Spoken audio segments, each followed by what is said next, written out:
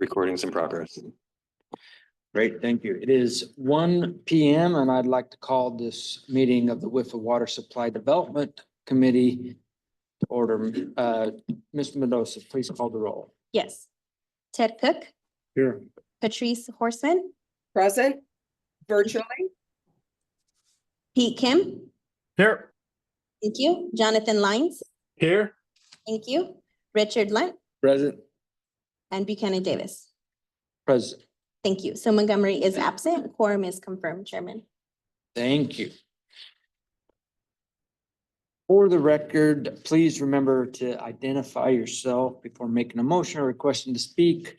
For those attending virtually, just ensure that you're unmuted for any votes. In addition, if any member wishes to depart the meeting at a time, just announce your departure for our meeting records. Move on to agenda item 2, disclosure of any conflicts of interest. Have we received any disclosures? Joe. Afternoon, Joe Satelli, General Counsel. No disclosures have been submitted for today's meeting. Thank you. Sounds good. Moving on to agenda item 3, then it's the director's report. I'll pass it over to Chuck Portal to lead the discussion. Thanks, Buchanan. A few updates. First off, thank you to the committee members and to the applicants for coming back. Appreciate the patience with us as we work through how to get this program working in the most sustainable and beneficial way for water needs now and into the future in Arizona. We've spent quite a bit of time since the last meeting working through options, working through ways to address needs both today and tomorrow, and we're committed to finding a way that I'm encouraged that both the staff and board members are comfortable wrestling with the hard decisions. Certainly we didn't mean to surprise anyone, but I think what you've seen consistently out of WIFA is a very public, honest discussion about challenging things like how to meet needs today while still maintaining financial ability to meet those same communities' needs tomorrow. It is at the November 20th board meeting, we had brought forward a bunch of projects with the hopes of getting recommendations from the committee in advance of the December 18th board meeting. Well, it's a very compressed time frame. I think our staff is up to moving forward any recommendations that come out of today's meeting to our board meeting this Wednesday, December 18th. So if we can do that, applicants would see absolutely no real delay from how we had it originally. We do have, so our board materials are published. They are available online. Everyone can look at that. We have those, everything that's on the agenda today is tentatively in Wednesday's board book. As soon as we finish here, we'll go back and update those board materials to reflect the committee's activities today. Those will be posted later tonight. And then like we did for the Long-Term Water Augmentation Committee, where Ted, as the committee chair, provided updates to the board. We have a spot for Buchanan to provide a update to the board on Wednesday about just what the committee's been up to in the meetings since the last board meeting. So that's all I have. I'll happily take questions from any of the committee. Any questions for our director, the committee? All right. All right, thank you, Chuck. Move on to agenda item 4, which is the status of the financial status of the fund. We'll move to Denise. Thank you. So if we go to the next slide, this is a slide that we presented at the last committee meeting. I did kind of reorder the bars to make it a little bit easier, but what this is showing is our progress to date. So as of the end of November, we have awarded $4 million in grants in this fund. If you look at the blue bars, what that's showing you is if we adopt any kind of policy where we limit the grants to $60 million and the loans at $93 million. So you can see that if this was the case, then the $60 million would probably be out the door by the end of the fiscal year. And anything above that would need to go to loans. And this is just one of the charts that we presented at the last meeting. If you remember, there were several different scenarios, but this is the one that we wanted to bring back to the committee today. So the green bars show you that the bars stop at $60 million relatively soon because that's where our demand is currently. If you look at the PPL, we got $93 million.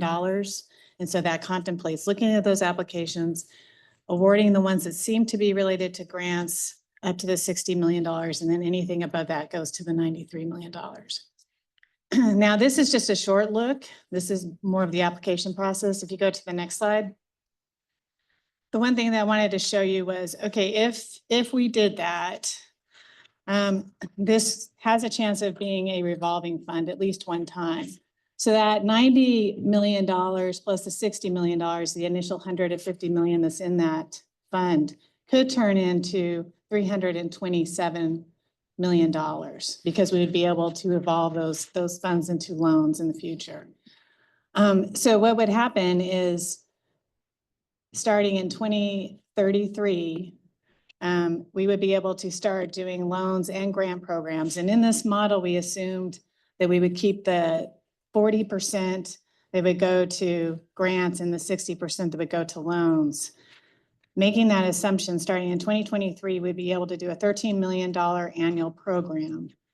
And then when you look at all of these funds together, that's where we come up with the $327 million. So one thing I want to stress, though, is there's a lot of assumptions in this model. One assumption I want to point out is, for example, interest earnings on the funds at 4%. We have seen situations in the past where the state has swept those funds. So if we don't have those interest earnings, obviously the $327 million would go down. So there's other assumptions in there. One thing I want to point out is we do have admin costs in this analysis, and we do have we know what loan interest rates would be, which is about 1.95 for the first year, and then we have the loans earning 2.64 thereafter. So if anything changes in these assumptions, then those numbers change.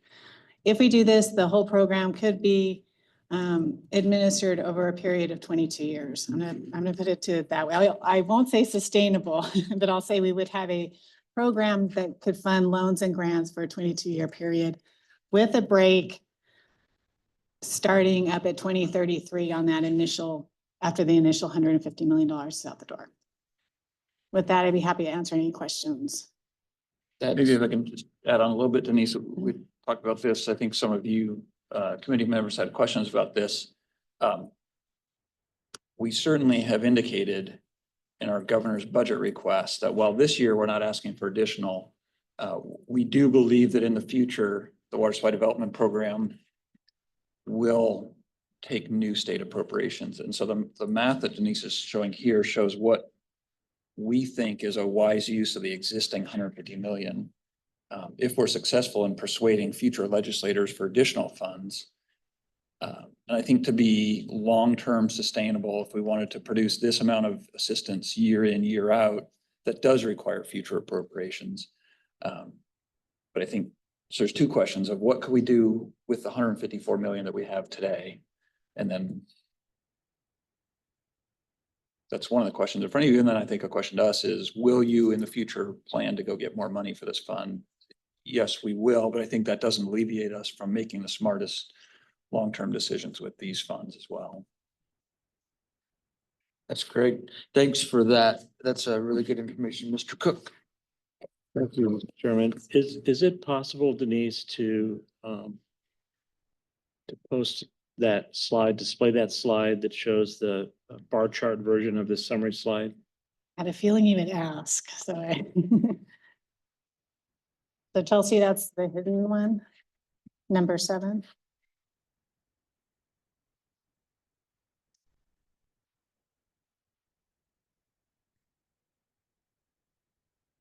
Okay, that's hard to read from here, but and thank you for preparing this slide. We may have looked at this last time. I don't recall, but this again is based on, and Denise, please help me if I misstate something here, based on the 60-40 split between loans and grants. That assumption for the existing $153 million balance that this fund has at this present moment. And on this slide, I guess the the light blue color is the grants and the dark blue color is the loans. And as Denise just presented in her previous slide, we would quickly, the assumptions in the model is we would quickly disperse the grants and the entire $150 million in that 60-40 split this fiscal year. And that's what those 4 bars at the left-hand side are. And then we would basically have a waiting period there because we would have no more money, but there's a 3-year no payment, no payments on the loans that were just made there on the left. And then we would have begin to get the proceeds of those loan payments coming in, and that would allow us in, was that 2032? 33. Yeah, 20 to 33 to begin having about a $13 million a year program going for around 22 years. Again, at the 60-40. So that's just get everybody on the same page. This is what we're looking at, what we just read on the previous slide. There are no assumptions of any additional state appropriations into this fund, even though, as Chuck just said, I think we anticipate that we will need to do that if we want to do any more than this with this fund. So we're not necessarily stuck with just this, only if we don't get any more appropriations into this fund. And the reason I asked for that to be showed is the point I would like to make is that the 60-40 split that's being assumed here, there's nothing really special about that, I don't think. This is just a modeling assumptions, and we looked at other scenarios the last time. I think the only driving reason to have a 60-40 split, and what that would mean for the $153 million that we have now is about $60 million in grants, and the rest would be available for loans. And if and when we hit the 60 million in grants, then there wouldn't be any more grants available until there's another infusion or until we get to 2033, et cetera, et cetera. So I believe the only reason for us to say 60-40 split is a good reason is with a 40% split for grants, that's about $60 million. And oh, that just happens to meet what we think the applications that we have in process right now. To me, however, this scenario here, without any new appropriations, and we can't really assume that we'll get any, it's pretty disappointing scenario for this fund, in my opinion. So we can have some more conversation in the next agenda topic that's coming up with, which is a resolution to essentially establish a cap on the amount of grants that we're going to offer out of the 150 million that we have right now. I would like to see that number to be a lower number than that. The grant cap not be 60 million, but be something lesser than that, so that those bars going out there in the future could be a little bit higher than that. The comments that I'm making will not, I anticipate, affect any of the items that are before us today, because they will all fit in a lower cap, and even a much lower cap than $60 million for grants. Some of the applications that are in process might be impacted and would have to either maybe get a smaller grant, or maybe not get any grant at all and have to take some loan if possible. And I understand that the staff is proposing to put a cap on the grants that we have because that would allow the applicants that we currently have in process to have the eligibility that the rules that we put forth for the applicants. They made these applications following what they were asked to do with the eligibility that we told them that they have, but we don't have enough money to do that for everyone. So and I realize I've gone on for a while here, and I hope the point that I'm trying to make is clear, but if anybody has any questions for me, I'd be happy to answer them. So I would like to see, instead of 40-60, I'd like to see 30-70 or even 20-80 grant loan as a cap. Thank you. So like one small point of comparison on where the 60-40 split came from. We had modeled a bunch of different blends from 100% loans to 100% grants. I would say back in the spring and had a bunch of different contingencies. I think it is largely coincidence that the amount of grant in the 60-40 split roughly corresponds to the amount of grants that we think may currently sit on the PPL, because those different scenarios were done well before there was even a program where we advertised for PPL. So I want to make sure that, you know, how much we give out now versus how much we give out later really matters on that balance. But I want to make sure that it is not our intent to try and grandfather in or to try and guarantee someone. So that 60-40 is not a number that was created based off of looking at the PPL. That 60-40 split was something that was modeled much earlier in this year. We think that's a good compromise between what we've heard the committee members, but I want to make sure that we're presenting that as a compromise based off what the committee's talked about, rather than an attempt to try and guarantee something to any specific applicants. I appreciate both the comments, Mr. Cook, and the clarification there. Protolac. Thanks, Denise, for this information, and it goes into the topic of the next agenda item, but I would just point out something I point out is I was in the room as the state senate, state house, and the governor's office talked about and decided to put some money in the water supply development fund. The water supply development fund has been around for a long time, 10 years now, but it was never funded, more than 10 years, I think. But it had a grant portion to it, but when there was a decision and discussion to fund it, there was also a discussion to raise the limits considerably on the grant portion. And I view that, and I agree with my interpretation of the thrust behind that was to get money out to communities who needed it. There was real need throughout the state and in rural Arizona, and that many of them couldn't afford it or had other higher priorities. So there were important projects in the water supply development area, but that rural Arizona couldn't afford it. And so yes, I understand and feel the angst of trying to make this as sustainable as possible, but I also want to balance that with the real needs that have been neglected in rural Arizona for a long time. And we have a higher grant cap for a purpose. So I want to put some of that money to work. And I know that there's a real angst and there's not, it's not clear cut. There are communities who could probably take on a little bit of debt. We're trying to find that balance, but that's a long way of saying I really appreciate what staff has done. Try to craft a compromise between the different positions of the members of the committee to try to find a workable, clear-cut, clean, simple path forward. And so I really appreciate where you settled. I like the 60-40 as I've contemplated it over the last few days. And so I appreciate where you're going with this, and we'll have some more discussion as we move on to our regular agenda, which is agenda item 5. I just concur with your sentiments. I have the same sentiments. I think that, yes, there are communities out there that we want this money to work, and they can fix problems that without some of this money. And I appreciate what staff has done. I appreciate the hard work they put in, and yet I understand Mr. Cook's sentiments also, but I think there are some communities out there that the 60-40 split was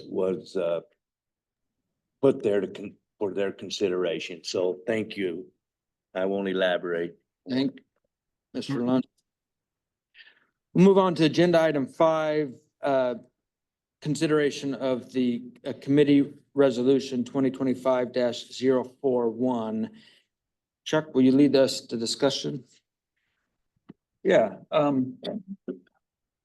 So really building on a lot of the discussion we had at the last meeting and the discussion that you just had on the previous agenda item, we're looking for a path forward.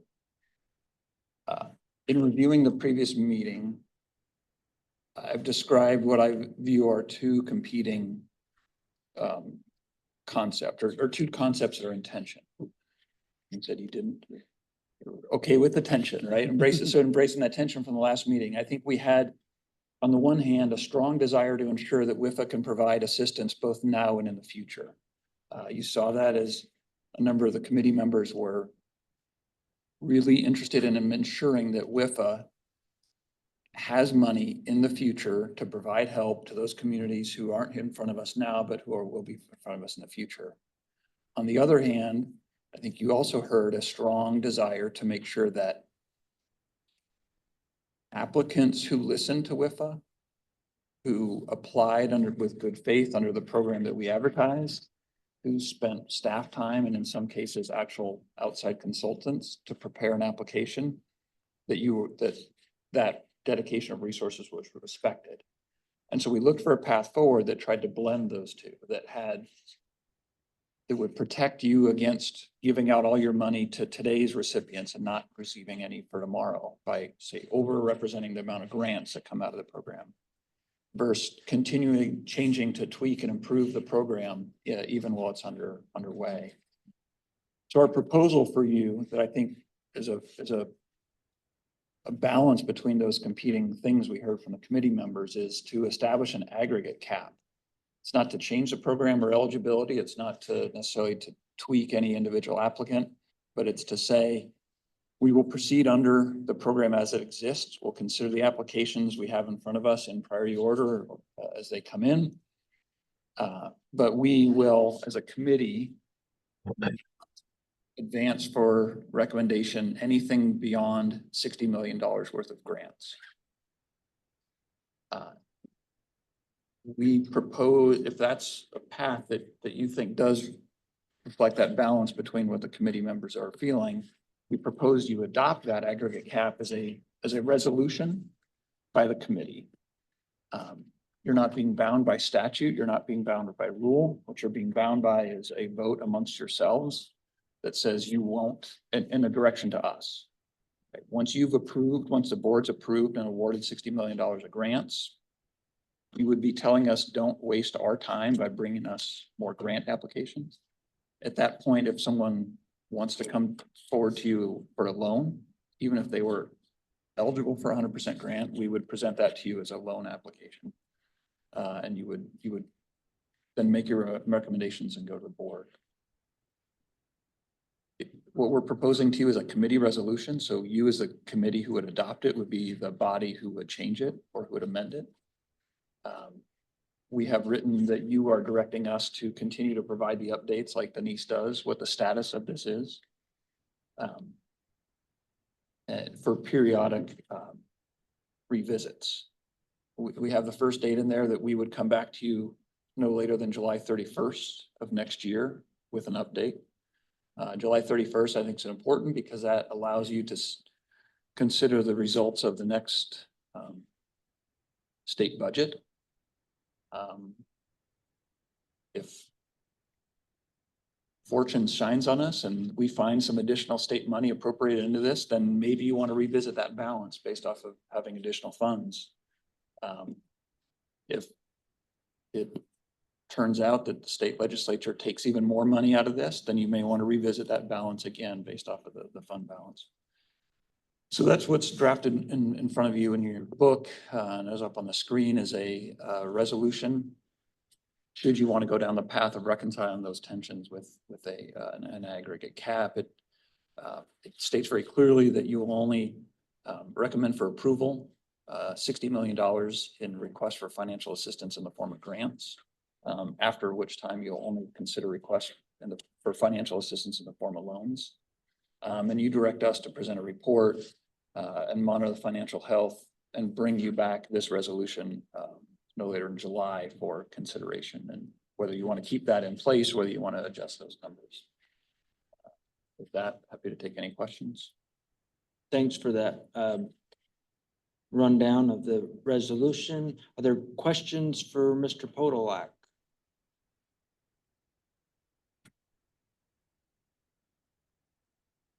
Mr. Cook, you started to tell some of your thoughts on on this on the 60/40 and you'd first see something different. Are there any discussion about that or about what staff has here? Oh, Mr. Kim. Yeah. So this is Pete Kim. Gosh, these are the decisions that just kind of keep people up at night. At the end of the day, I am very sympathetic, perhaps unsurprisingly, to my colleague Mr. Cook's point of view.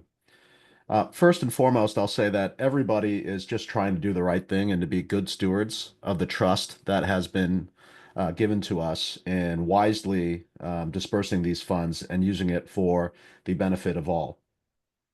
It really comes down to, and the way I think about it is, sort of that eternal tension between today and tomorrow. And how much do you spend today versus how much do you save for tomorrow? 40, 60, 30, 70, 20, 80, whatever we end up on, I do 100% believe that the establishment of that sort of guardrail is a good and wise thing to do. In terms of whether it is at 40, 60, 30, 70, 20, 80, that's a matter of opinion, right? In terms of where you think this is all going to land. At the end of the day, the essential sort of delta really comes from the lack of a crystal ball that any of us have around what's going to happen. I tend to err on the side of caution. I tend to err on the side of, hoping for the best, but planning for the worst. And so I too am sympathetic to the notion that should a guardrail be established, it should probably be somewhere in the 30/70 or even 20/80 range. That being said, I'm also cognizant of the fact that we have already sort of we're making these kind of establishing these kind of precedents like halfway. So I would be swayed by, sort of if we were to establish, say, 30/70 as a compromise, whether that would mean that any of the folks that we've already gotten process, right, would no longer be. And if the 40/60 is indeed necessary to kind of get the folks through whom we've already sort of brought to this point. But absent those types of considerations, I am um, amenable towards the establishment of a guardrail or a guideline. And second, would be amenable to kind of pushing it even from 40/60 to 30/70. And so that's my comment. Thank you very much. Thank you. That's helpful, Mr. Kim. Yeah, Mr. Cook. Thank you, Mr. Chair. And I won't beat that same drum again because I've had my turn. But I'd like to clarify something that Mr. Kim's comments reminded me of, and also something that Director Podolak had said a moment ago, which was that the applications will be, and particularly applications for grants, would be considered on a priority, in order of priority. We're not really doing that. We don't have the PPL in front of us today, but my recollection is that these 11 or however many that there are that have moved from the last committee agenda to this one is like in the middle of the PPL, our estimate of what the project priority list will be. So really what we have here, and there's nothing wrong with that if we want to do it this way, what we really have here is kind of first come, first serve. So wherever we happen to establish a guardrail, assuming that we do, and I accept and I agree with Director Podolak's characterization of the 60/40 as a modeling assumption, that it happens to be a coincidence that the $60 million that would be available under a 60/40 split will probably be enough for all of the applicants that are we have received and are in process today. But it really will be it really is on a first come, first served basis right now. So if we move that 60/40 split to a lower number, then what the priority order is based on the scoring becomes more important, because that ought to determine which applications receive 100% grants and which don't, which will be based on priority order rather than the time of when the application was completed. Or let me ask staff, are there other, do we know of other projects out there that are in the works potentially for this program? This is Lindsay. Yes, absolutely. There's other projects planning to apply that we've been hearing they're planning to submit additional applications. I've been hearing the same thing. I've heard a lot of communities that have applications in the process in the next couple of months. There's a darn good chance that we're gonna have a lot more. We're gonna have that opportunity, I think, that Mr. Cook is talking about, where we're gonna have more applications than money, even with the 60-40 split, and we'll have to work through that, make hard decisions based off of what I know of several communities out there that are getting ready, that we're still doing the outreach for this program. That's my understanding. Are there other comments? Lindsay, you want to talk for a minute on how we got? I agree, if you look at the PPL, these aren't the top 11 on the PPL.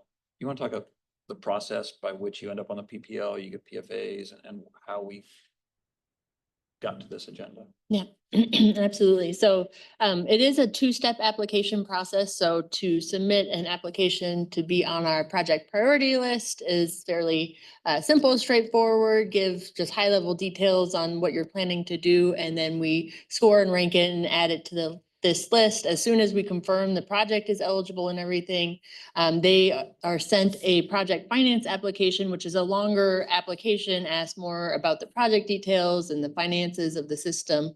We have to have a completed application back, then to put together a due diligence report that is what is included for each of these projects. And that, of course, is also something that takes staff time and everything to put together. So putting together the agendas for the committees, we look at multiple things, but mainly it's, did they get us back the completed information, all the information required so that we can write the full complete due diligence report and present it back to the committee, while also very much looking at the priority order of who has submitted what to us and trying to still work down the list in that order of the rank and at the time they've been received. So if there are applicants who are looking at, who's saying, hey, I'm really high on the PPL, why aren't I on the agenda?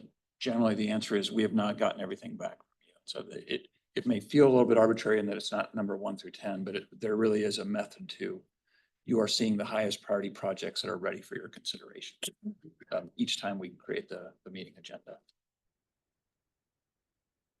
Right, but to continue to clarify, so my characterization though of it obviously will matter where this guardrail, to use Mr. Kim's term, where this guardrail is set, or the split between grants and loans is set. But one way of looking at this process with a guardrail of any size is we really don't know today, or maybe we won't know in any time in the next 30 days, what projects will fit within the grant amount that the guardrail establishes. And so if we approve projects, even having set a guardrail today, if that's what we do, and if the board approves it on Wednesday, we may find ourselves running out of grant money and expending that on projects that if we had all of the applications processed and a more final PPL, we would actually have the ability to select those with the highest priority. We don't have that ability today, regardless of what guardrail that we set. We're selecting projects and improving projects as they come in. And well, I'll just leave it at that. And that was by design. The program was designed to be an ongoing one rather than we are failing to capture the entirety of the need in the state and to rank it and finite by design. So what we've said is anything we get by this application deadline of the entire need in the state, we are willing to consider you for this meeting and at this meeting and this meeting. So it's not an attempt to do a one and for all of everything. which has its pros and cons, and we wrestle with that in the conservation grant fund. Gee, I wish I would have known the whole universe so I could rank them. And we've really taken the approach of highest priority that's ready each time, and those are the ones that are going. So there is some sense of we're gonna take what we get at each meeting and Right, and that gets back to not Yeah, having a yeah. crystal ball, and we will Yeah. never have a crystal ball. We could wait forever and we won't have a crystal ball. So there's always this other trade-off between time and accuracy, if you will. So one final question, Yes. if I may.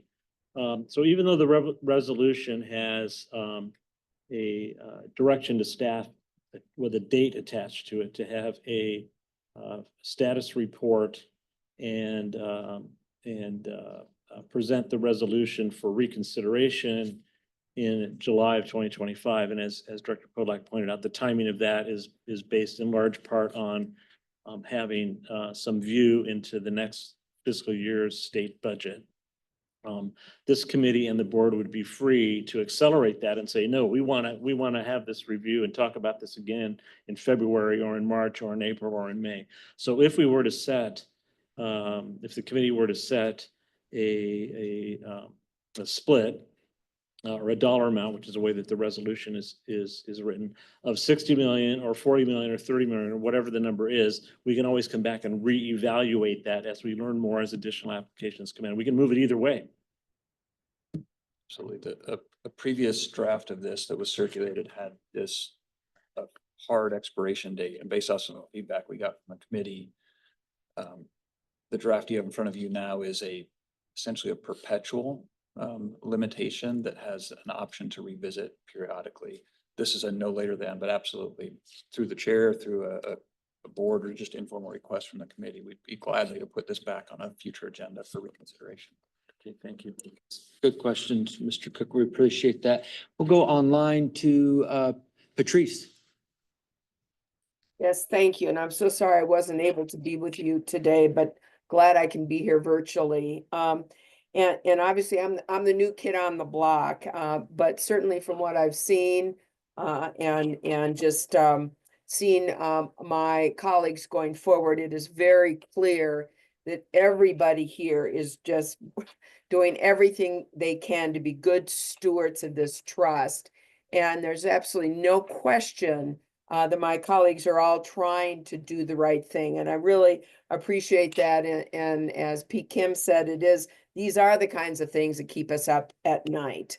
And I understand the sustainability versus the real needs of rural districts, and which was really the intent and purpose of this trust. And so I have to say that I understand, boy, it'd be really nice if everything was done at a certain date so you could take a look at it from a priority point, but that's not how this was set up. And so it is truly first come, first serve. I'm sure that message, if it hasn't gotten out, certainly going to get out. And that's probably the only way we can do it, given how this was set up and how it was intended to be an ongoing program. And so I don't have a problem with that, but I do like the aggregate idea. Chuck, I think that was great. Director Pondolak, I think that's fabulous. But I think 60-40, I would certainly support the 60-40 breakdown. And the reason again is so many of our small rural communities that are truly in need of this program, of this grant loan combination. 60-40 is probably already going to strain at their budgets. And I believe that the information that's been presented by the staff gives us the ability to continue a sustainable program for 22 years. I think it's going to be up to all of us to do what we can to try to continue to get legislative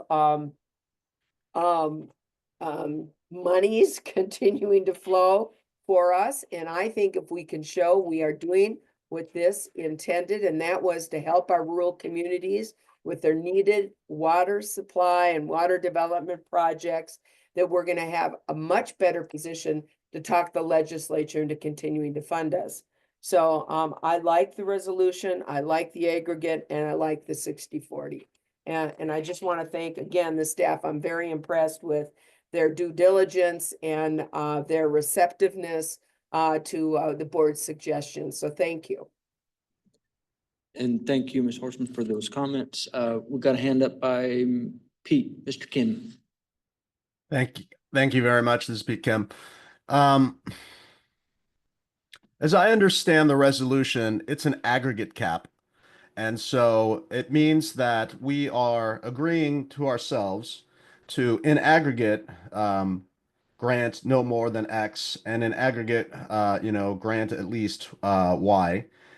Sorry, and loan at least Y, but like, we can move independently inside of that. And it's just on in aggregate, that's where we have to land. So on any individual project, we can give more or less grant money than the sort of 40-60 split.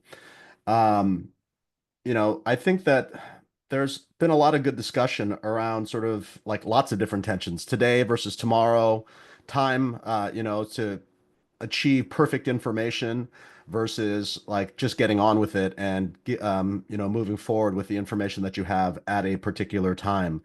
I'm a realist, and I do tend to agree that if you wait for perfect information, then you might actually end up having a negative effect on the overall outcomes just because of the insistence on the perfect information. So the way that I was thinking about it was, just establishing the guardrail in aggregate, just so that we know that we're not going to go over that line, and then on a sort of project by project basis, just really kind of understanding, or even the expectation that the 40-60 is there. It's not a hard requirement, but if there's deviation from it, then there has to be rationale around why, above or below.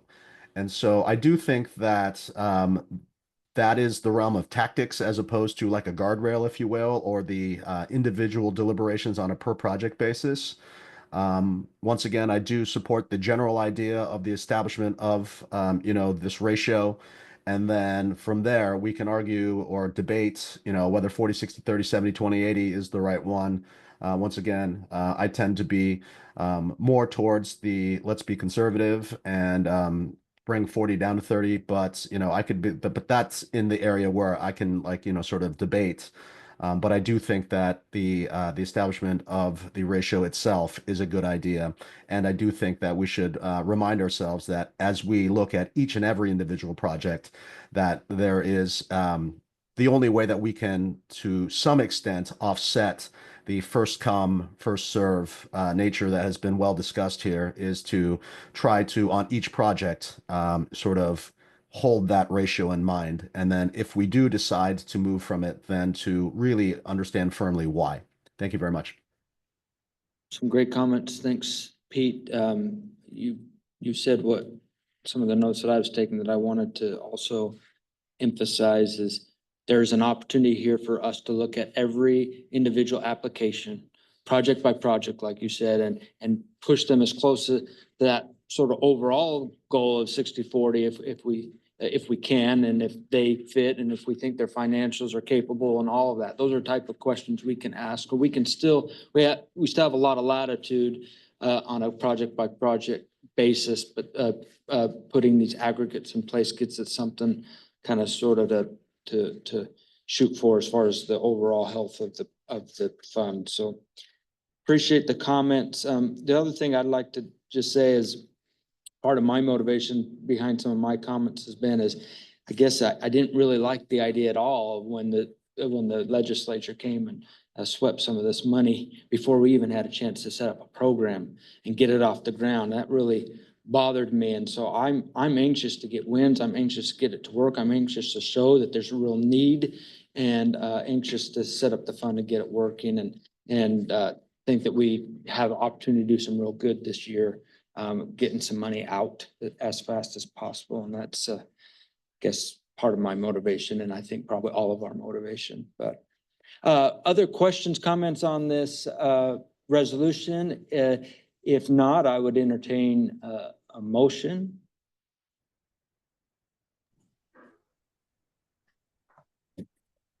Mr. Chairman, I think I think the discussion's been very healthy, and I certainly understand the points of view of everyone, and so to get this moving, I think, yes, we're plowing new ground here and gonna learn a lot of things as we go forward. For that, I would move that we approve the Water Supply Development Committee Resolution 2025-041, Water Supply Revolving Fund Sustainability as presented. Great, we have a motion. Do we have a second?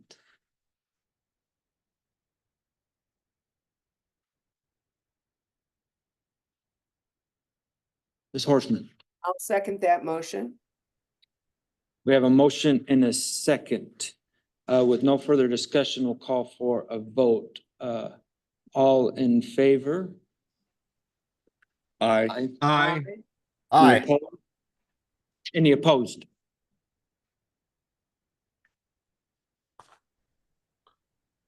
Any abstained? The motion passes. All right, we'll move on to some of the applications. We'll go to agenda item 6.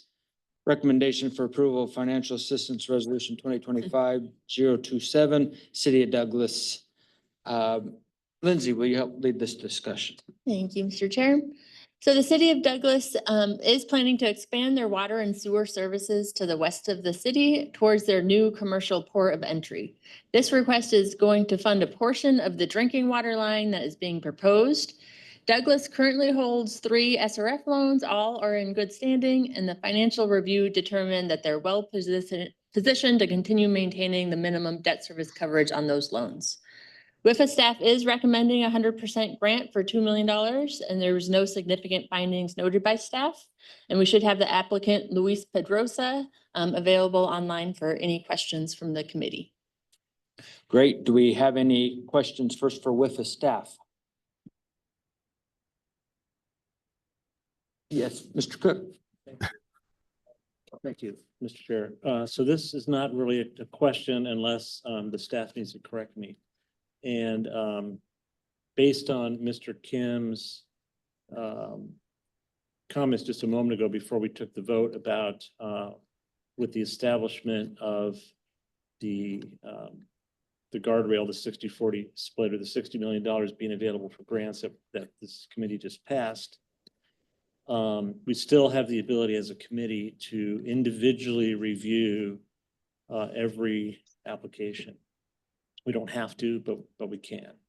And at least in my mind, the 60-40 split does not necessarily mean that every 100% grant application that comes in will necessarily be awarded that way.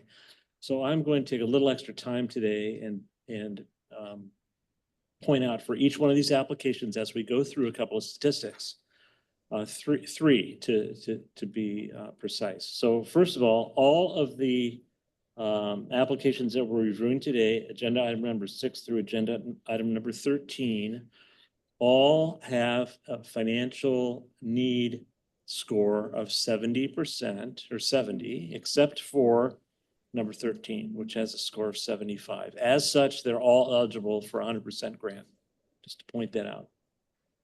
The other statistic, so this one, Douglas, City of Douglas has a financial needs score of 70, which qualifies it for 100% grant eligibility. City of Douglas also has, and I'll mention this for every other one of these as they come up before us, has a total priority value points of 410. This is in the supplemental information, 410 out of 440. So that's relatively high, which means that in addition to financial need points, it is scores high on water demand points, project benefit points, and feasibility points. That's how you get to a score of 440. I also will note, and this expands a little bit on what we just heard from Lindsay, which is that with the existing debt service that the City of Douglas has, there would not be room for any more debt related to this project, in my opinion. That's what this information tells me. So those three things, the number of financial need points, the total number of points available, and the financial estimate as far as the ability to bear debt. I'm going to mention that at every one of these that we go through today. So my conclusion on Douglas, fairly high score, not just on financial need, but on everything. In my mind, this is a good project that has no ability to bear any debt. So my based on those two things, it's a good project, has no ability to bear debt. My conclusion would be we should approve this. I'm not making a motion, but we should approve this application as submitted. Thank you, Mr. Cook. I think that's helpful exercise, so appreciate that. Other comments? Other comments on this application? Mr. Kim? Yeah, yeah, this is Peter Kim. Just to exercise the sort of process that I was thinking about earlier. Effectively, this is $2 million. It's 2 million in grants and 0 in loan.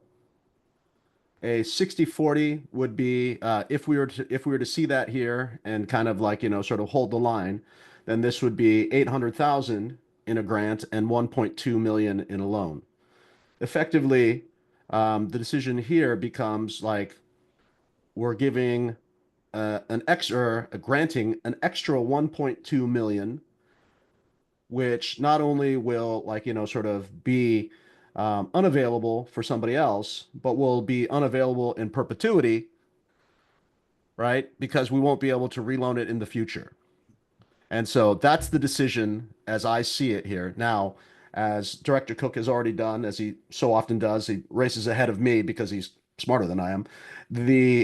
He will, he's basically looking at it and then kind of going through the checklists around, okay, does this go through and does this, is that extra 1.2 justified in this particular case? And so I just wanted to kind of call that out and just to explain the thinking of why, of what I think would be the appropriate process if we were going to apply the sort of measures that we talked about earlier. Thank you very much.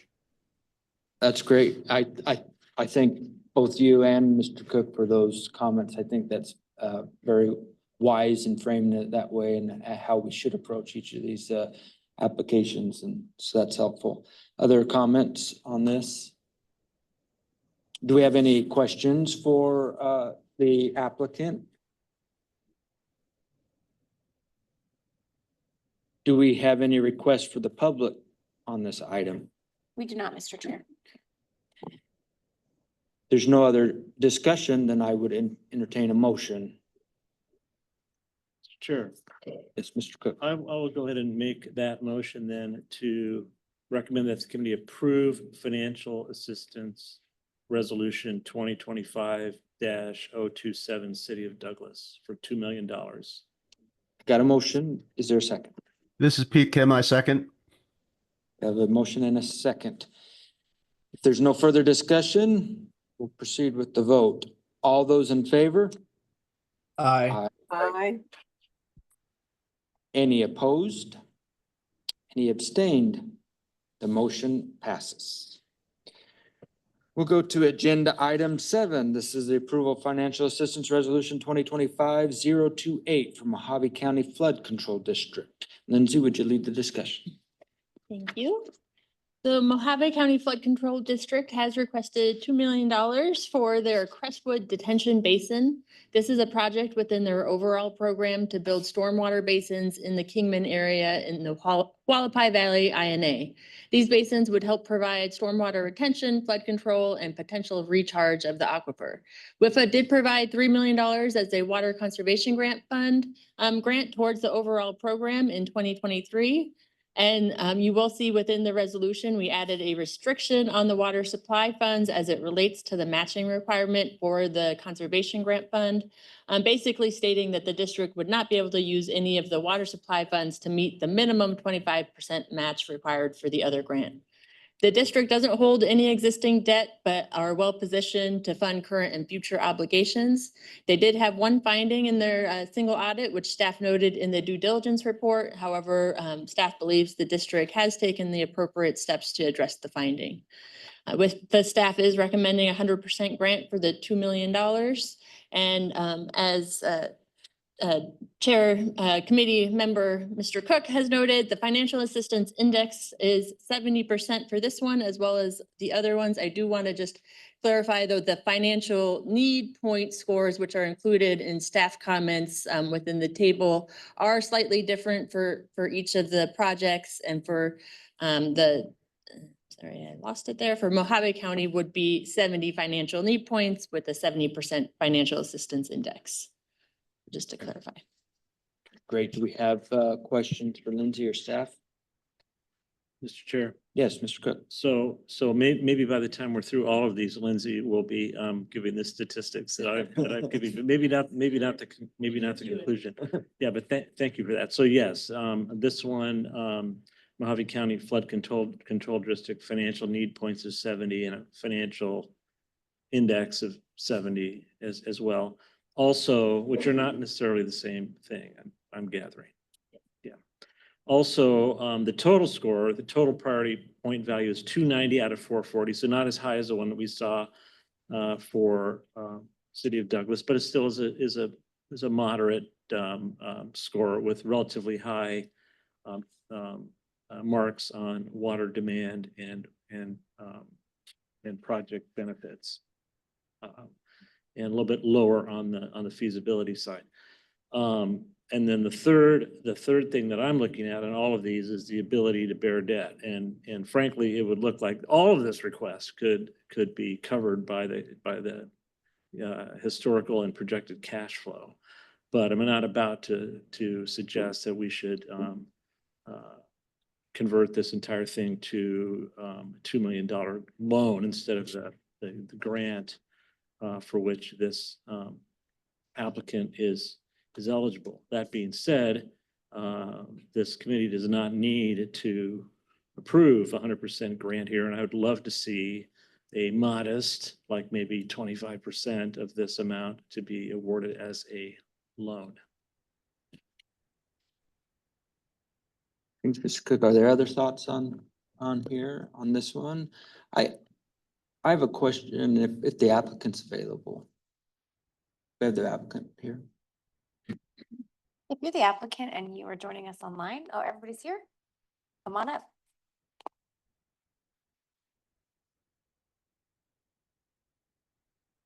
Thank you, and state your name for the record. Yes, I am Randy Gremlich. I'm the Flood Control District Engineer for the Mojave County Flood Control District. Great.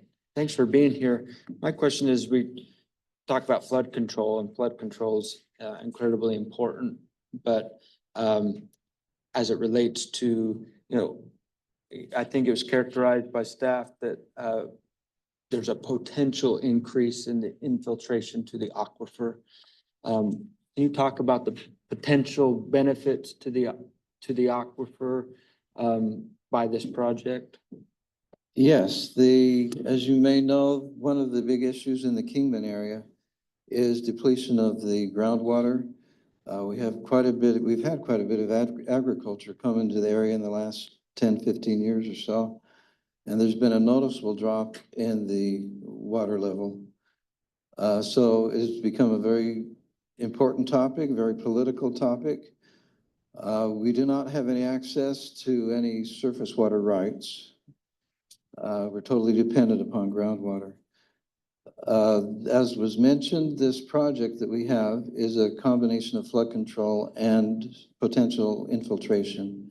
We have located these possible basins in locations where we believe there's a high ability to infiltrate water into the ground. We had an in-depth scientific study done about 2 or 3 miles north of the site. And of course, there's no reason to assume the same ground geology. But the site north of us would infiltrate 60 or 70% of the rainwater runoff And we're assuming a similar kind of percentage in this case. This is basically a flood control by the Arizona Department of Water Resources has insisted that this be a detention basin because there is the potential for someone downstream to have a surface water right. So we have designed this, we have a design already to go with a small outlet. So the water would stay in the basin for a day or two after the rainfall. And most of that water would infiltrate into the ground. This is in the Kingman area. So there is a flood control benefit there because there are neighborhoods downstream of this. But it would, we believe, it significantly add water to the basin. Now, as far as would it solve Kingman's water surface or water availability problem? No, not all by itself. But it is a positive step in the right direction. I appreciate that.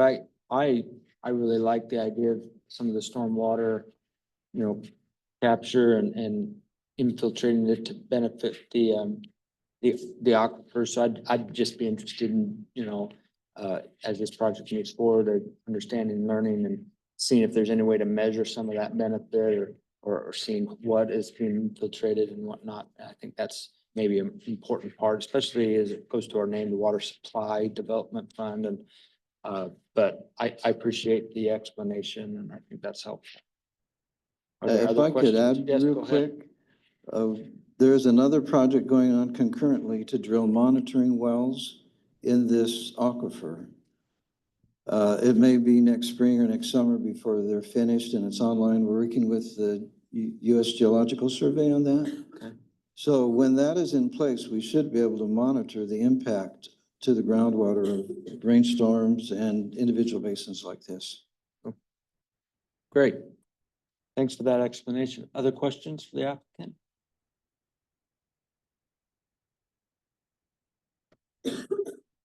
Thanks for being here. Other discussion?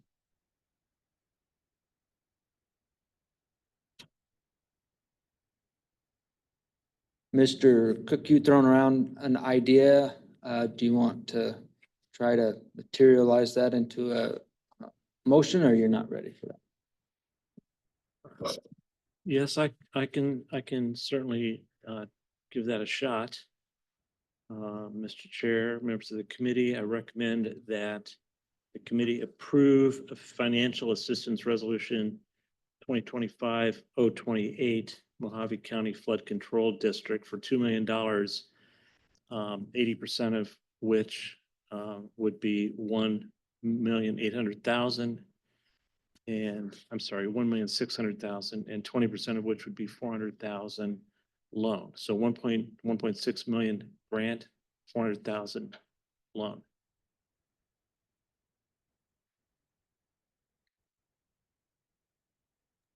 This is Pete Kim, I second.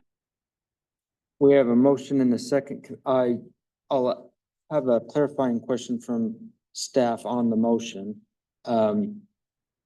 And process, maybe Joe can help us. So if the committee were to pass the motion as presented, then it would go to the full board. And the full board could accept the committee's recommendation, or it could have other options, right? Well, yeah, that's correct. I can check policy for you in 1 second, but the board obviously would retain the ability to modify the recommendations provided to it by the committee. I guess Lindsay, yeah. So just to add one other thing, the applicant also would be required to have a debt authorization resolution passed by their governing board before we present them to the full board if they're taking on a loan. So it would delay it likely. It could potentially delay. I would also give you a question for Ted on the if WIFA only offers the applicant a $1.6 million grant, there's a possibility that they would revise their application to only ask for $1.6 million. So I think it's important for us to understand, is WIFA offering, are you directing Take us the to whole offer them? thing, or you get nothing? Yes, That's, I that's, I think that's, wasn't intending to take it that far. so the 60-40 split is not necessarily self-enforcing, right? Like this could still end up in a 100% loan or Right. 100% grant, Right. just at a lower amount. So I Right, don't. right, but it would wanna make sure achieve that my we're- purpose of moving the line a little bit closer to 60-40 by having $400,000 available to lend to somebody else. It would move the line lower in terms of. I think with the resolution as it exists, what it would do would create more headroom. It would create another $400,000 for someone else to receive a. That's In what I grant. just said, right? Okay. So whether this applicant decides to take that loan or not, Yeah. it has moved the line a little bit toward 60-40. Instead of this one Yeah, will still be, yes. will still be 80% of the Okay. original amount. Now, if people, Okay. gosh, I shouldn't say this out loud. People get smart and say, well, let's just gross up what we're asking for so that Yeah. when they do this to us, we still get what we want. But, So I think in the motion, so for clarity in terms of how we administer the motion, what I would recommend is to not put a loan amount, but to reduce. So I think what it would mean is rather than the staff recommended grant amount of $2 million, to lower that to recommend to the board a grant amount of only $1.6 million. yeah, I'm fine with that. Okay. It's with the proviso that says, and offer the applicant a loan in the Yes. amount of up to $400,000 at their discretion. Yeah, if that captures your intent, then I think a motion along that gives us more clarity in terms of how to follow up with the applicant on that. And that also gives the applicant an opportunity to come to the board meeting and we can have a further discussion there. And Mr. Kim. Yeah. So laws and sausage, this is us learning in real time on how to do this right. And, it becomes pretty interesting if like 1.6 is suddenly acceptable and then 400,000 is no longer necessary. It raises my eyebrows anyway, right? Around like what changed and how come you can now do it with 20% less funds. But, look, at the end of the day, we have to ride the eternal sort of line between expediency and perfect judgment. So for those reasons, like it's I think that kind of moving forward with these, and I do agree with, and that's why I seconded the motion, for the modification. But I'll note in passing that next time that we meet, I'll be much more stringent around like the 40-60 and the rationale for why any deviation from that is necessary, etc. Again, all of those things are really just going to be trying to offset the first come, first serve unfairness, if you will. That being said, we've already established the broader guideline, and so we'll take the victories that we can get. So that's my comment. Thank you. Thanks, Mr. Kim. Ms. Horstman. Thank you. And I basically made comments last time and I stand by those comments today. I think the resolution's a good one. I do like the 60-40. I like the aggregate amount, but those should be applied prospectively, not retroactively. And the way I look at this is these individuals in good faith with rules that have been established, and I understand that being good stewards, these rules are being changed, but I think those rules should be changed prospectively, not retroactively.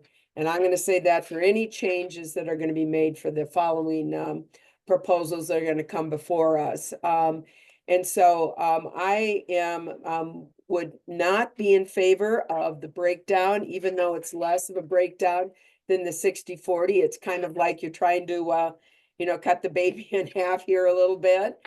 And I just don't agree with it. I think that they, in good faith, applied. They did everything they were supposed to do based on the rules of the game that applied until today. And so I am not in favor of anything other than the initial proposal, which was the $2 million grant. If I vote against it, it's only because of that. I'm totally in favor of going forward with a Mojave County Flood Control District project as being recommended by the staff in the full amount of $2 million grant. Thank you for those comments. Are there further comments? We do have a motion and a second, and so let's call for a vote. If there's no further discussion, we can do oh, go ahead. So can we, just to clarify, should we allow Ted to clarify the motion about, is the loan part mandatory? Yeah, sure. Given the conversation that's occurred and sort of a slight tweak of that, I would think that you would want to go ahead and redo that motion just for clarification. You'd also Yeah, want that's- to be that's- seconding it for that Okay as to well. express it like that. Okay, I'll do my best. Thank you. So, Mr. Chairman, members of the committee, I recommend that the committee approve financial assistance resolution 2025-028 in the amount of $1.6 million, which is less than the request of a grant of $1.6 million, which is less than the request of a grant of $2 million, with the proviso that this applicant may, at its discretion, obtain the difference of $400,000 in a loan under the terms that were presented in the due diligence information. Thank you for, and Pete Kim, you're still good with your second. I am. Let's have a roll call vote. Absolutely, Mr. Chairman. As a reminder to the members, this is a motion to approve the resolution as amended in the stated motion. Mr. Cook, Aye. Ms. Horstman, No, Mr. Kim, Aye. Mr. Lyons, Mr. Lunt, But this is a tough one.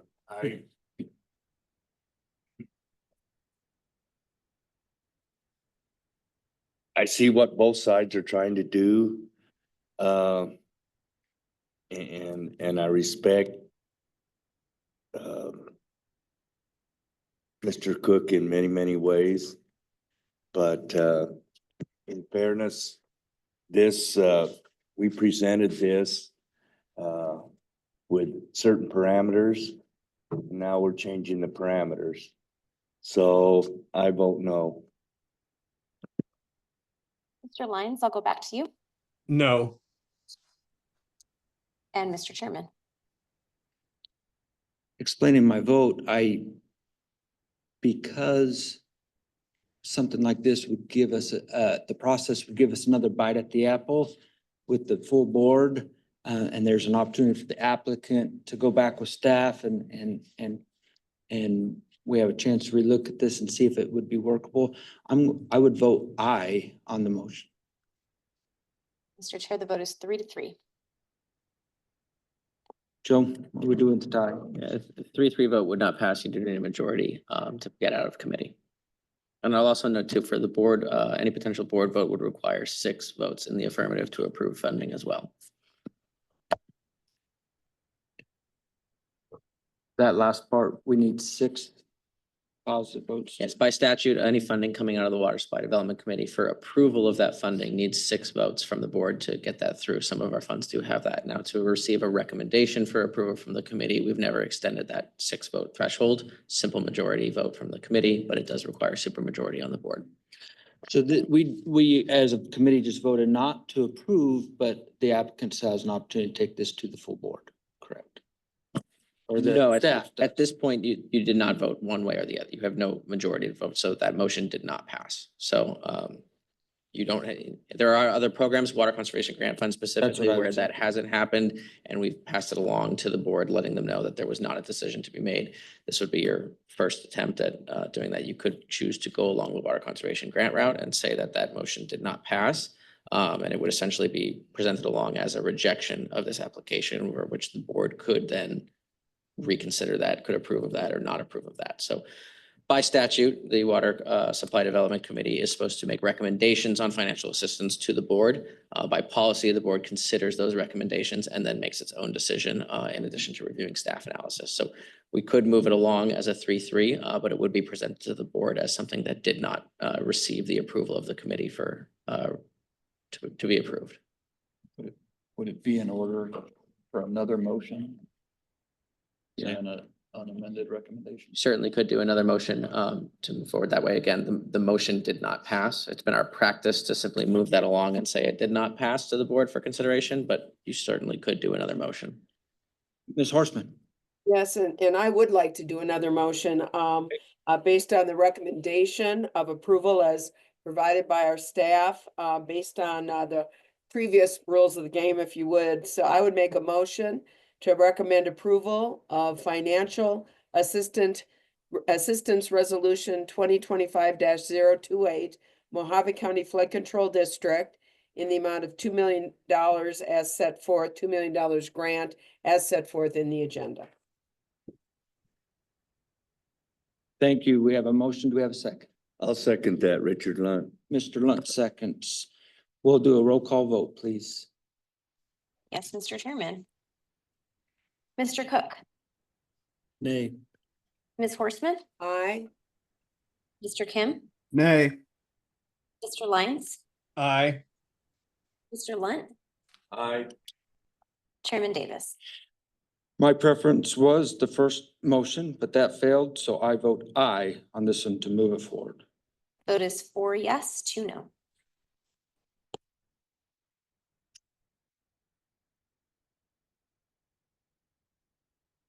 All right, thank you. Moving to agenda item 8. Recommend for approval financial assistance resolution 2025-029, Town of Miami. Lindsay, would take us through this discussion.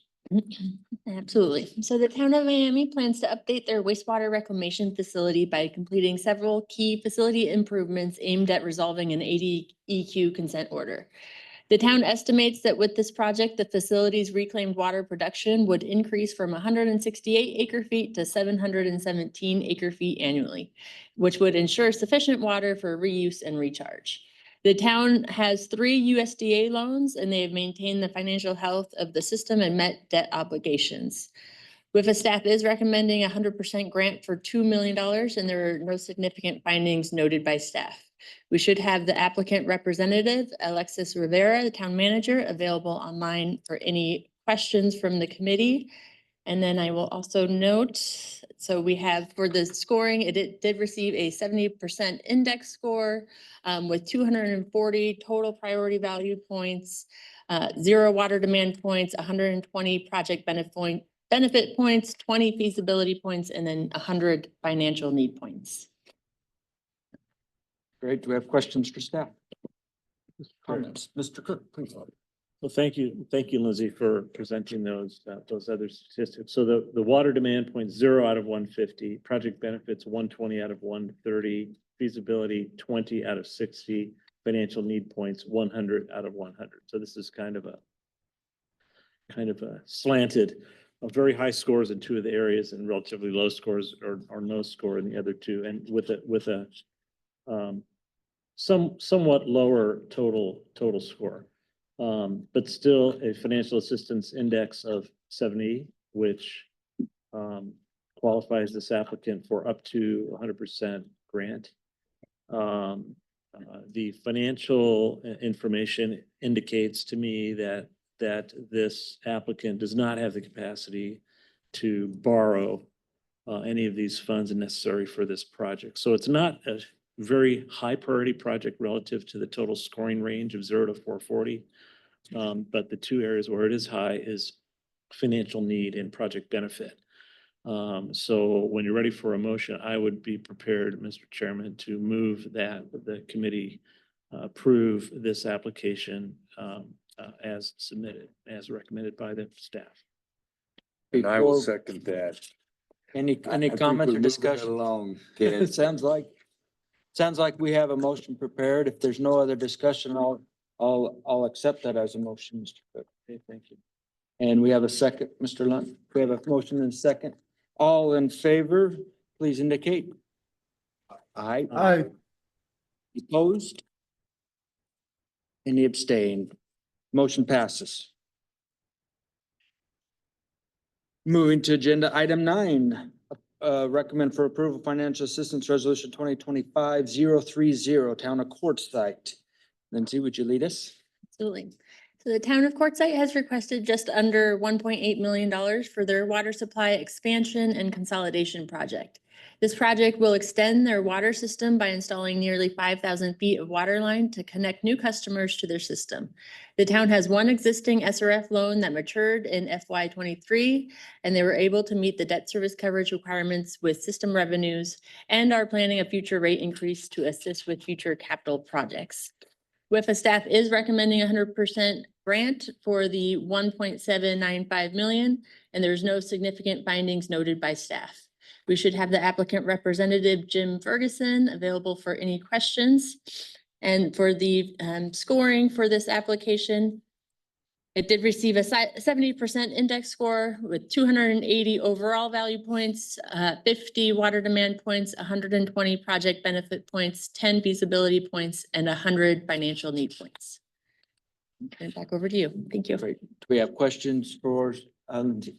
Mr. Cook, please. Thank you, Mr. Chair. So on this one, and thank you, Lindsay, for the information we have on this application. Relatively high scores in project benefits and a full score of 100 out of 100 on financial need, relatively low scores on water demand points and feasibility. So it's a project has some merit, but not the highest score overall. Financial assistance index score of 70, which qualifies this applicant for up to 100% grant. However, similar to Mojave County Flood Control District, this applicant has a pretty robust historical and projected cash flow that would be able, in my estimation, to take this entire amount as a loan. But similar to what I asked on Mojave County Flood Control District, we may get or may not get the same result here.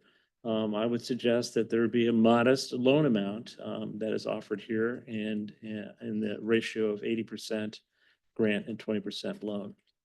And if you'd like a motion, Mr. Chair, I'm ready to make it, or you may want to approach this in a different direction. We'll see if there's any other questions for staff or any questions for the applicant. We'll get there. Any questions? Comments?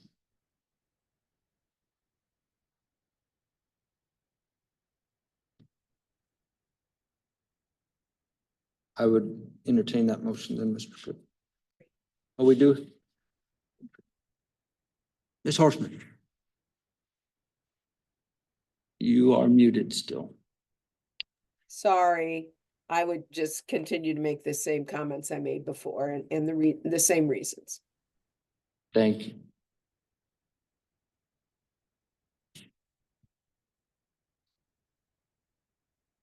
Do we have a motion? Mr. Chair, I'll be happy to make a motion. Okay. This will be similar to the motion. So if we get confused what the exact wording needs to be, we can go back and look at the failed motion on the other one. But the recommendation would be to approve the financial assistance resolution of number 2025-030. But in the amount of $1,436,250 as a grant and an option at the discretion of the applicant to receive the remaining amount requested as a loan. There's a motion. Do we have a second? This is Pete Kim. I second in the name of consistency. All right. We have a motion second. We'll do a roll call vote. Yes, Mr. Chairman, members, as a reminder, this is a motion as stated by Mr. Cook to approve for 80% of the total with discretion to accept the rest in a loan. Mr. Cook, Aye. Ms. Horstman, No, Mr. Kim, Aye. Mr. Lyons, No. Mr. Lunt, Oh, Chairman Davis. Aye. Vote is 3-3. All right. Similar as the last. We have an alternative motion, Ms. Horstman. Yes, I would make the alternative motion, which would be a recommend approval as recommended by our staff of the financial assistance resolution 2025-030 for the town of Quartzsite in the amount of $1,795,312 as a grant and as more fully set forth in the agenda. Thank you. There's a motion. Do we have a second? I will second that. Motion is second. Let's do a roll call vote. Yes, Mr. Chairman. Mr. Cook, Nay. Ms. Horstman, Aye. Mr. Kim, Nay. Mr. Lyons, Aye. Mr. Lunt, Aye. Chairman Davis. And for reasons in the past vote, I will vote aye to move this along. I do appreciate the what members of the committee are trying to do here and find that middle ground. And like I said, I can't say that enough. I appreciate that and honing in on it. And that's something that maybe we can consider as we move forward. But this one, it's good enough for me to move forward, so I vote aye. Vote is 4-2. All right, we move on to agenda item 10. Recommend for approval of financial assistance to the American Indian Christian Mission. Resolution 2025-031. Lindsay, would you give us the rundown? Mr. Chair. So American Indian Christian Mission is a public water system near Sholo. It's been an active boarding school campus providing education to Native American youth in northeastern Arizona for nearly 50 years. The critical components of the water system are original to the founding of the school and in recent years have begun to fail. In 2023, WIFA provided $250,000 as a 100% forgivable drinking water SRF loan to construct their new well. And then with this request, they plan to construct a storage tank, install a booster station, and replace aging water lines. They are a tax exempt organization with their primary revenue coming from contributions and tuition. They have no existing long-term debt obligations, and WIFA staff is recommending 100% grant for the $1,488,748. There were no significant findings noted by staff, and we should have applicant representatives Blake Anderson with Mogollon Water and Zach Barlow with Ironside Engineering available for any questions from the committee.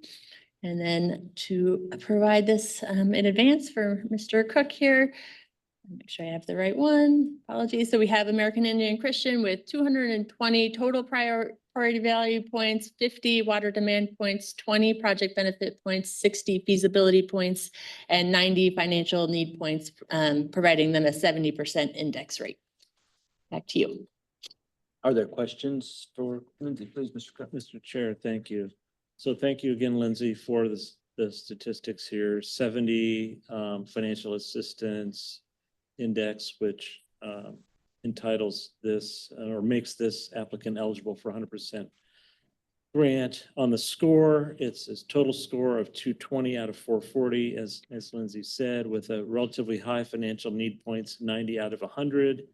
And feasibility point 60 out of 60, but low on water demand and project benefits. So a so-so project as far as overall priority goes with half of this score.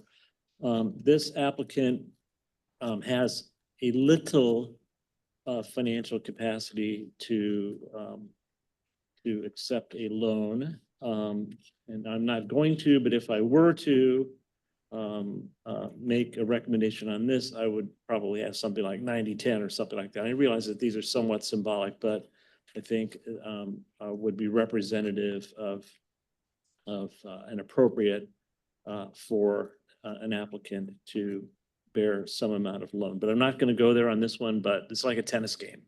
But just wait, because there's another one on the list that I'm going to come back and try again later on. But this one, I'm comfortable with the staff recommendation. Other questions for Lindsay on this? Mr. Kim. Yeah, this is just a comment. As we go through this, it's, we're seeing the first come, first serve kind of dynamic play out before our eyes. I too am like, sort of looking at the numbers 50, 20, 60, 90, all these things. I agree. We don't have to put emotion on this, like on some levels, like I think we know exactly how the votes would play out in this particular case. In passing, I do think that, some adjustment would probably be where I'd go, but just because I recognize that it's probably not going to change in any way from where we happened before, I'll forego that in this particular case. But I do think that there is some um, maybe modification that we could make around, like, sort of the financial assistance indices, and, where the qualification for 100% grant versus what the recommendation would be for that. Just because you're qualified doesn't mean that you were recommending that you go for that. And so we might want to change some of the language in the future around that. Just so that we, aren't thrashing about quite as much, at this level. But I'll end my comments there. Thank you. Great. And there is opportunity at the full board, potentially, I guess, for that as well. Is there a motion? Any other questions or discussions on the item? If not, I'd entertain a motion. Mr. Chair, I would so move that for the recommendation of approval of financial assistance resolution 2025-031, American Indian Christian Mission, water supply, WSD-035-2025 of $1,488,748 as recommended by staff. We have a motion. Do we have a second? I'd second that motion. We got a motion, a second. Mr. Chairman? Yes. Just a comment. I think this committee's, we're struggling, and I think somehow after we get through with this, we need to come up with something where we can all live with what the staff is recommending and where we want to go. So, and I appreciate all the comments. Okay, thank you. I appreciate that comment. I do think there is potential, as we did in the conservation fund. I know the structure is a little bit different for the full board to make a statement to the committee. Maybe they'll be happy with us to continue to work it through, or maybe they'd have a thoughts on it. I don't know. That was thought I had, but we do have a motion and a set. Do we have a second? Yes, we do have a second. Let's do a roll call vote. Mr. Chairman, we'll start with Mr. Cook. Aye. Ms. Horstman, Aye. Mr. Kim, Aye. Mr. Lyons, Aye. Mr. Lunt, Aye. Aye. Motion passes. Move to agenda item 11, recommendation for financial assistance to Town of Jerome, resolution 2025-032. Lindsay? Thank you, Mr. Chair. So the town of Jerome has requested just over 1.4 million to replace 200 linear feet of their pipe at the Mescal siphon, which is a century-old piece of infrastructure located in a highly challenging terrain, making it prone to leaks, pipe bursts, and structural failure.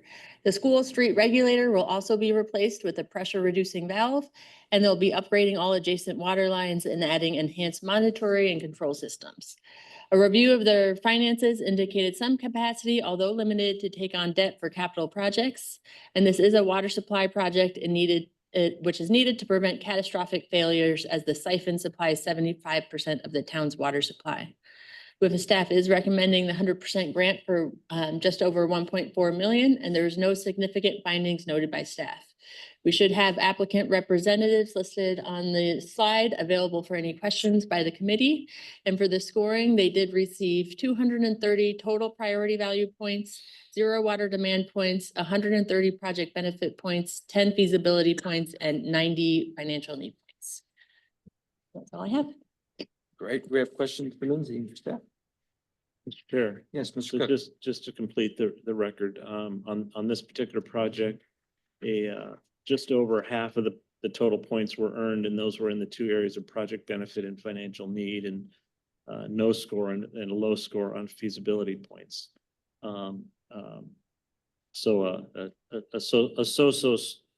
priority type score, but absolutely no ability to take any of this on by means of debt. So like the other projects that fall in the same type of category, this is one that I would support the staff recommendation. Great. Other discussion? We have a motion.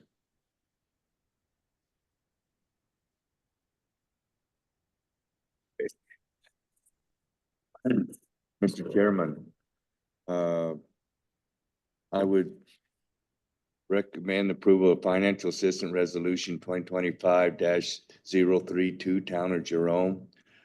Water supply development -042-2025 of 1,401,143 as recommended by staff. I will second Jonathan Lyons. We have a motion and a second. All in favor, may say aye. Aye. Any opposed? Any abstained? Motion passes. Move to agenda item 12, recommend for approval for the Q Mountain Mobile Home Park doing the resolution 2025-033. Lindsay? Thank you. So we have Q Mountain, which is a small mobile home park in Quartzsite, Arizona. They manage their water system, which is the Q Mountain Vista Water Company, which is currently experiencing high water loss due to the old deteriorating water lines. The system received an SRF loan in 2018 to replace 9,000 feet of the distribution lines and add new fire hydrants, but there's still approximately 6,000 feet of old poor condition lines, which this request would fund the replacement of. The existing SRF loan is in good standing and they have consistently met their debt service coverage, except 1 year, which had a large non-reoccurring expense. Despite their strong financial management of the current loan, they are a small system with low income residents, and taking on additional debt would require a rate increase to support it. So WIFA staff is recommending 100% grant for 1.15 million, and there is no significant findings noted by staff. We should have the applicant representatives available for any questions. And for the scoring, they did receive 350 total priority value points, 100 water demand points, 120 project benefit points, 30 feasibility points, and 100 financial need points. Great questions, comments for Lindsay? Yeah. Yep, please. It's getting we done, but we only have one more after that. Sorry, the mic wasn't on for that. This applicant, relatively high score in all 4 areas, 350 out of 440 for the total score. Financial assistance index of 70, eligible for full grant on this one, but no ability to take any debt at this point. So similar to the other ones that fall into this general category, I would support the staff recommendation. I'll second that. We got a motion and a second. All in favor, may say aye. Aye. Any opposed or abstained? Motion passes unanimously. All right, we'll move to agenda item 13. Recommendation for approval of financial assistance resolution 2025-3034. Lindsay? All right, final project on your agenda for today. So we have the town of Clarkdale. They have their Valley View Cemetery, which is a 20-acre site located in an area with 13 wells, including one of 2 wells that supply the town's water system. This project will install 5,800 feet of trenches throughout the Valley View Cemetery to conserve 3.5 to 12.8 acre feet per year of stormwater by capturing and infiltrating it. This will improve the reliability of the wells in the area and help the water system, as the private well owners in the area would not need to connect to the town's water system. Clarkdale has 1 WIFA loan, which is in good standing, and they have met their minimum debt service coverage and are projected to continue meeting debt service coverage. WIFA staff is recommending 100% grant for $900,000, and no significant findings were noted by staff. We should have applicant representatives Susan Guthrie and others listed on the screen available for any questions. And one last time. We have the scoring for this application. We had 220 total priority value points, 0 water demand points, 130 project benefit points, 20 feasibility points, and 70 financial need points. Any questions for Lindsay or staff on this? Comments? Chair. Mr. Cook? So this one, thank you, Lindsay, for the statistics there. Total PPL score of 220 out of 440. So right in the middle. Pretty. I've used the term so-so score before, but it's one of these lopsided things. All the points on project benefits, very high on financial need and low on water demand and feasibility, but kind of middle tier score. Financially, in my opinion, this applicant could take all of this request as a loan. But similar to the other 2 that I had suggested earlier, I would be satisfied with a modest loan would be appropriate loan amount. So my suggestion would be on this one, again, an 80-20 type split of 720,000 in grant and 180,000 of loan. At the option of the applicant. If you want a motion, I'm prepared to make that motion. Any other questions, comments for staff?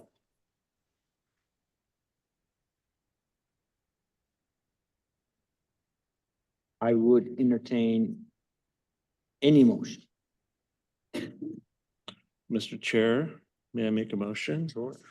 Mr. Chair, I would move that recommend to the committee that the committee recommend approval to the Board of Financial Assistance Resolution 2025-034, Town of Clarkdale, in the amount of a $720,000 grant with the availability of $720,000 grant with the availability of $180,000 loan at the discretion of the applicant. We have a motion. Is there a second? This is Pete Kim. I second, surprising absolutely no one. We have a motion and a second. We'll do a roll call vote. Yes, Mr. Chairman, starting with Mr. Cook. Aye.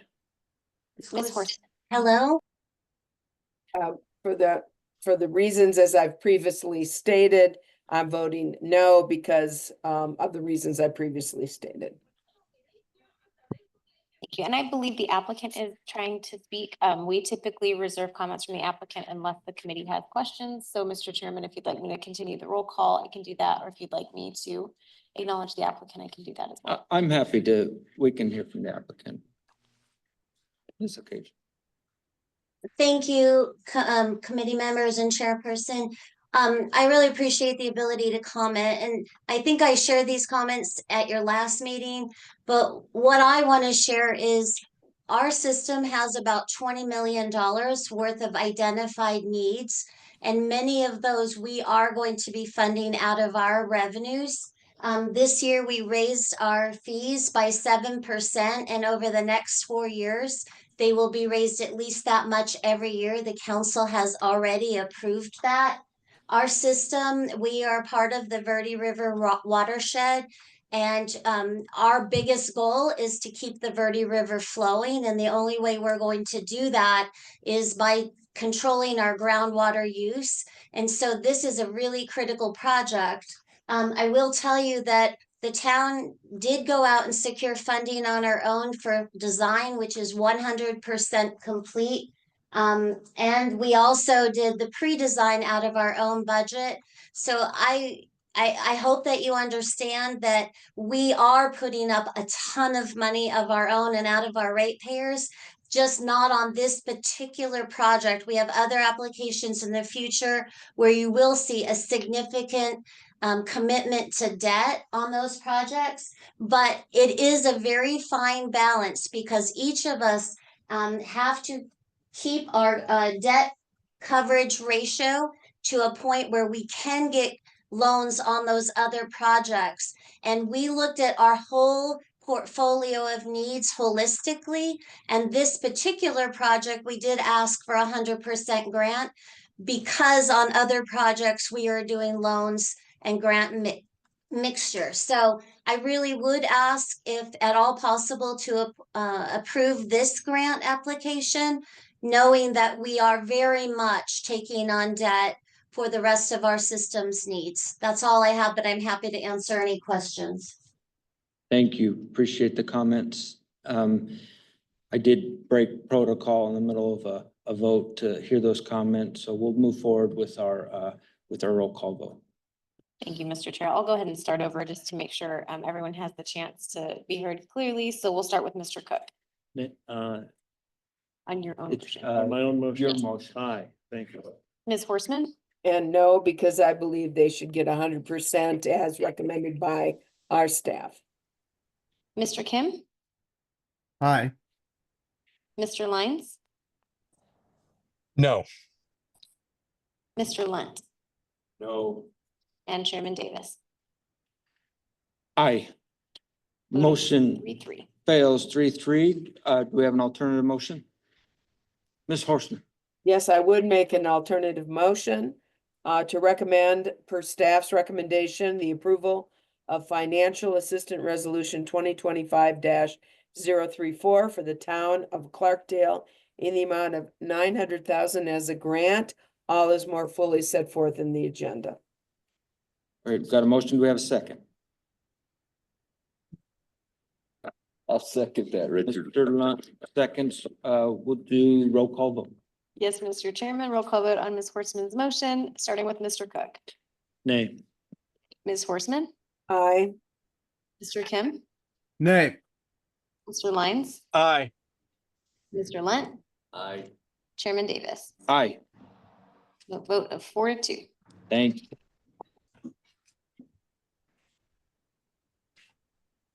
All right, that concludes the applications for today's agenda. Agenda item 14, call to the public. Do we have any public comments? We do not, but I do see Ms. Horstman has her hand up. I don't know if that's a remnant of before or if you have additional Yep, comments. Ms. Horstman, please. Yes, and thank you, colleagues. I really appreciate everybody's comments today. And I really want to underscore, just the importance of the actions that we're taking really to be good stewards and to do the very best we can for as many communities as we can. So I want to thank you all for that. And I know everybody's motions and beliefs were based on that moving forward. And I also agree with what Pete Kim said about maybe we do need to, since it is kind of a first come, first serve, maybe we do need to take a look at some of our ratings in terms of priorities on projects. So, but again, I would like to do that prospectively and not retroactively. So thank you. Thanks for those comments. Agenda item 15 is agenda development. Do we have any members with a suggestion for topics they'd like to be placed on a future agenda? Maybe let me, so what we've heard so far is that we will have as a future agenda item, a report from the staff in accordance with your adopted resolution about the financial outlook. And we will have an agenda item as directing your resolution to bring a reconsideration of the committee resolution. There's a no later than July. Did hear from Ted that there's some preference to do that in advance. Our plan is to work with the committee chair on upcoming meetings and figure out when to put those on. There was some discussion about changing the program. Um,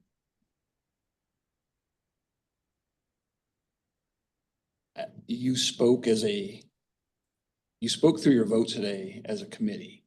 I understand there are some individual desires on a different program, that there may be different program if we were starting from scratch and didn't have a list going. Listening to your vote today, I did not take as an action item to redo the scoring, to redo the evaluations, to retool the program in the midst of it. So unless I'm wrong, but that is what I'm taking away. I'm not planning on agendizing a new program with new loan parameters or new financial assistance parameters, unless directed otherwise by you guys as a body. So that's what I have on my notes for future agendas. I would concur with that. I think it's clear from the votes. The only caveat I put on that is if the full board had some sort of direction for the committee that is different than what the votes show today, that I think that's what was maybe one of my earlier points. I'm not sure if that would be the case. I don't know. It might be worthwhile discussion there. I don't know, and maybe that's futile, but that would be the only caveat I would see. But I would concur with your assessment of how the votes went today. And Maintain the course. To that point on the board meeting, I'll reiterate what I started with earlier. The board materials will be updated this evening. Those will go out to the board and be published on our website to reflect the votes today. That will also reflect 3 of those projects that had 2 votes. So we will put on as past action items a motion, a vote, and then another motion, vote. So that will be visible to the board and the public. And then you do have a speaking slot on the board to report out to the full board and the public for your report about from the meeting. So I think you can also use that to describe the tension and where the committee is and how we're coming at solving this dilemma. Great. Mr. Chairman. Yes. And maybe I read this wrong, but I still think there's sentiment from this board to do exactly what Mr. Cook has suggested, in that to make these funds go further, but it needs to be before the applicant applies. And I think a lot of the sentiment today was, well, they applied under these parameters and then we changed the parameters. And so I hope somehow in the future we can, if we need to scrutinize this where they pay 80-20 or whatever, I sort of concur with that. And yet part of me, fairness, said these applicants applied under these parameters and then we changed the parameters. And I agree with what the sentiments of Mr. Cook and Mr. Kim, and we need to look at these and those that if possible, they need to have skin in the games. And yet I want to help those that this is the only way, a grant is the only way that they can help their systems. On the other side of that, I also want those that have projects. I want to help them as much as we can, but I also want this money left so others can apply and do more projects. So if I misinterpreted what happened today, then I'm off base, but that's what I felt happened today. Thank you for, yes, Mr. Collins. So I agree with almost every word that Mr. Lunt just stated there. We are all in the same place as far as wanting to help as many people as we can. Being good fiscal stewards of these financial resources, et cetera, et cetera. I'm sympathetic to the perception that there's rules are being changed and maybe the rules were not clear enough, that anyone who interpreted the rules to in a way that they believe that a grant eligibility ensured or guaranteed a 100% rather than up to 100%, and maybe we left those words out. And I think if it was put to the board as a question about board, did you intend to permanently set aside your authority to make a decision of less than what the table said as far as eligibility was going to be a fait accompli? I think you would get a unanimous answer of no, we did not intend to that. So shame on us for not making that clear. But we'll have another chance, and this is just like what we did on the water supply on the conservation grant fund, where we learned as we went along. It's not a perfect process. We improved as we could through that process. And as we could was always limited by what we had done before, because we wanted to have some consistency and be a reliable decision-making body so that people have some idea of what to expect when they come to us. And so we've got off to a little bumpy start here, but this is new for us. And let's hope that in 2033 to 2045, we will actually have some funds remaining that we can continue to deploy, because we did a good job this time around. Appreciate those comments. We have Pete, Mr. Kim. Yeah, I really like what happened here today, to be totally frank. I think that the debate was healthy. I think that especially the folks that spoke up spoke from a place of genuinely wanting to do what's right. And if anything, my respect has grown even more if that was possible for everybody involved. I think that we got the big thing right today, and that we assured the longer term by establishing the guardrail, as we kind of started calling it. And then we got down to the brass tacks around sort of first come, first serve versus imperfect information versus, what are we going to do to try? And I think that that's a question that can and should be discussed by the broader board.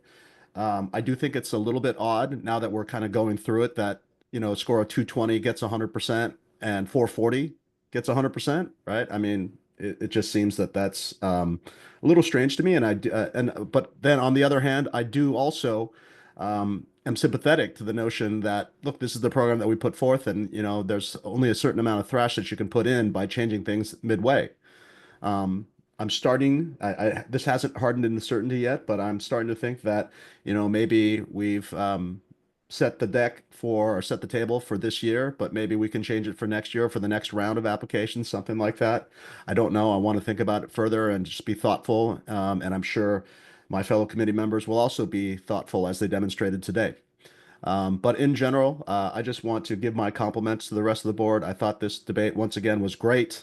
I think that we got the big thing right, and the rest of it is to be discussed. Thank you very much for everybody's participation today and for the ability to give these comments. Thanks for those comments, Pete. Other comments? Well, agenda item 16 is our next meeting. Chuck? Still TBD. I think we're gonna look at what we had. We'll look at what happens in the Wednesday board meeting, and then we will